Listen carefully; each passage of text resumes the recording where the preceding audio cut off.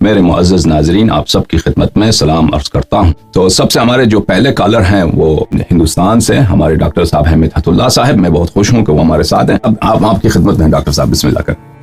بہرحال تاریخ اسلام میں اکثریت شیعوں کی نہیں رہی ہے، اکثریت غیر شیعہ طبقے کے رہے ہیں۔ تو لازمی بات ہے کہ جتنے فرقے اور گروہ اور مکاتب فکر غیر شیعہ فرقوں میں ہیں، اتنا شیعوں میں نہیں ہے۔ اگر ہم شیعوں کے اس طرح تعریف کریں کہ جو لوگ رسول اللہ صلی اللہ علیہ وآلہ وسلم کے بعد امیر المؤمنین علیہ السلام کو خلیفہ مانتے ہیں برحق، اس تعریف کے تحت شیعوں کے ایک گروہ نہیں ہے۔ شیعوں یہ بہت سارے اس میں آ جاتے ہیں، مختلف بعض تاریخی طور پہ بہت سارے گروہ تھے جو منقرض ہو گئے ہیں، جن کا بھی کوئی شخص بچا نہیں ہے، صرف تاریخ میں ان کا نام بچا ہے۔ لیکن ہمارے ہاں جو گروہ مجھے ابھی ذہن میں آتے ہیں وہی یہی ایک شیعہ اثنا عشری ہے۔ جب شیعہ کہا جاتا ہے عام طور پر تو ان سے وہی مراد لیا جاتا ہے، شیعہ امامیہ اثنا عشری۔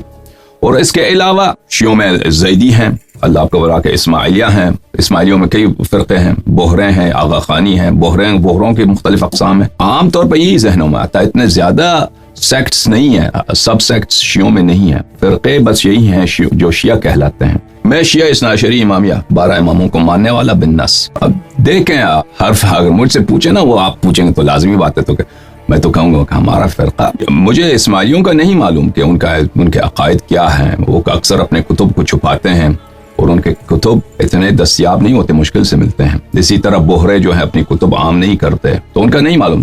جہاں تک زیدیوں کا تعلق ہے تو وہ عقیدے میں کاملاً معتزلی ہیں، توحید کے معاملے میں کاملاً معتزلی ہیں، یعنی اہل اعتزال جو شیعوں سے بہت قریب ہے اثنا عشریہ سے۔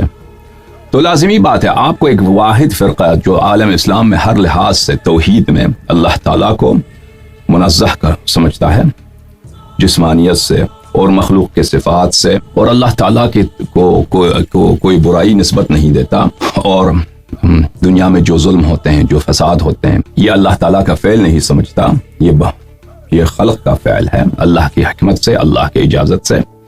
تو صرف اور صرف وہ شیعوں میں ملے گا۔ السلام علیکم ورحمۃ اللہ وبرکاتہ۔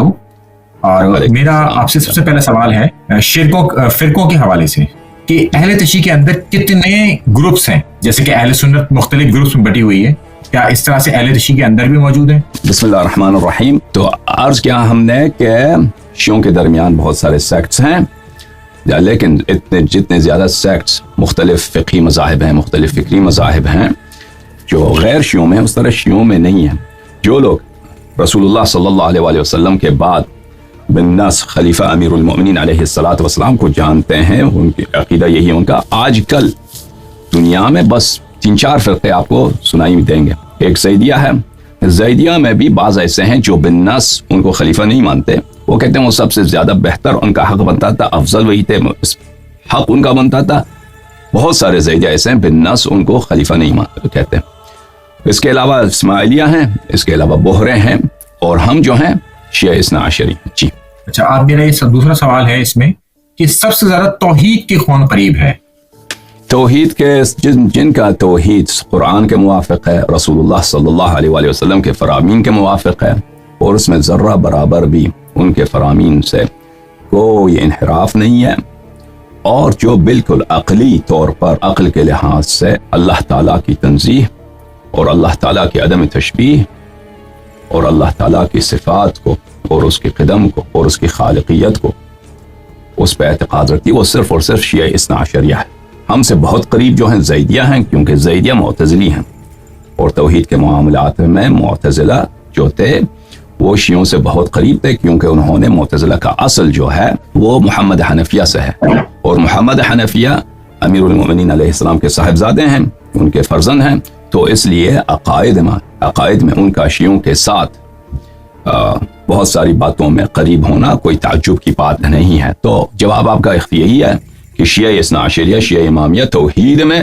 پورے عالم اسلام میں وہ واحد مذہب ہے جو ہر لحاظ سے اللہ تعالیٰ کے صفات اور تنزیہ اور عدم تشبیہ میں، عقل اور نقل میں دونوں میں موافقت رکھتی ہے، اللہ عقل سے بھی اور کلام رسول اور کلام اللہ تعالیٰ سے صلی اللہ علیہ وسلم۔ اچھا، اب میرا دوسرا سوال اس میں یہ ہے کہ اب آپ ان تمام گروہ میں کس کو سمجھتے ہیں کہ یہ شرک کے بہت قریب ہیں؟ مجھے نہیں معلوم اس کا کہ شرک کے قریب کون ہے، کیونکہ میں نے اسٹڈی نہیں کیا اسماعیلیہ کو اور بحرہ کو کہ ان کے عقائد کیا ہیں، میں نہیں جانتا ان کے عقائد۔ تو جو زیدیہ ہیں وہ ہمارے جن بہت کو قریب اسٹڈی ہیں۔ کیا ہے ان کے بارے میں بتائیے۔ شیعوں میں آج کل جو ہیں صرف یہی ہیں، شیعہ اثنا عشریہ ہیں اور زیدیہ ہیں اور اسماعیلیہ بحرے ہیں، اس کے علاوہ کوئی اور فرقہ میرے ذہن میں ابھی نہیں آتا۔